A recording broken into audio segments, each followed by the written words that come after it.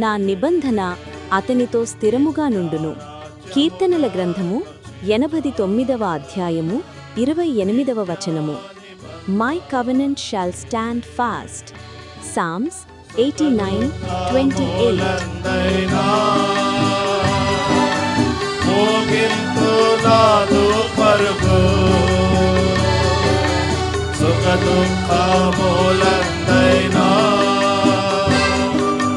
మోగింతునాదు పరుగు